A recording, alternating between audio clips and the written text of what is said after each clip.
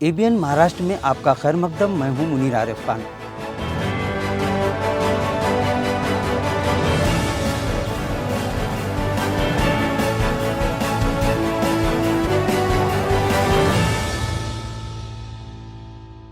ABN Maharashtra में आपका खैर मकदम। मैं हूं मुनीर आरिफ खान।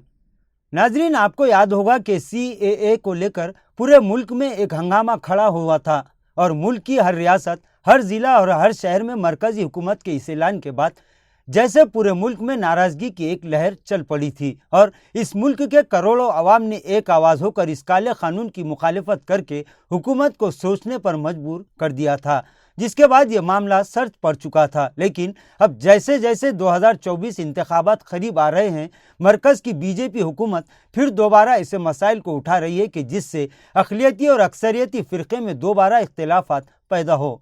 गुज़िश्ता दिनों मुल्क के वज़ीर दाखिला अमित शाह मगरबी बंगाल में एक रैली से खिताब कर रहे थे, जहां उन्होंने इस कानून के ताल्लुक़ से एक ऐसा बयान दिया है कि जिसके बाद फिर दोबारा इस मुल्क में इस काले कानून के खिलाफ माहौल बनता दिखाई दे रहा है। नाजरीन, वज़ीर दाखिला अमित शाह ने इस मरतबा तो अपने बयान का रुख ही तब्दील कर दिया। उन्होंने ये नहीं कहा कि मुल्क में ये कानून लागू होगा, बल्कि अमित शाह ने कहा कि इस मुल्क में इस कानून को लागू करने से हमें दुनिया की कोई ताकत नहीं रोक सकती। अमित शाह के इस बयान के बाद मुल्क का सियासी माहौल दोबारा गर्म हो चुका है और इस काले कानून की मुखालिफत में अब आवाज़ें उठना शुरू हो चुकी है।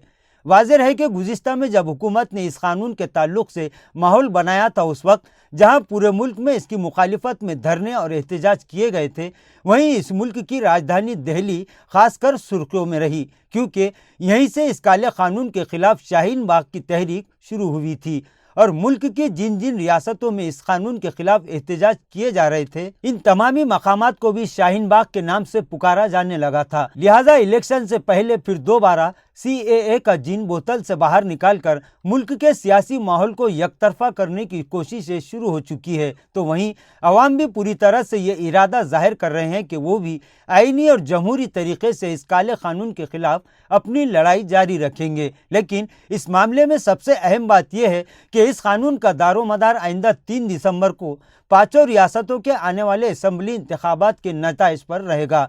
अगर बीजेपी यहाँ पर कामयाब होती है तो फिर अलग बात है, और अगर कांग्रेस बाजी मारती है तो फिर ये मामला दोबारा सुर्खियों में कभी नहीं दिखाई देगा।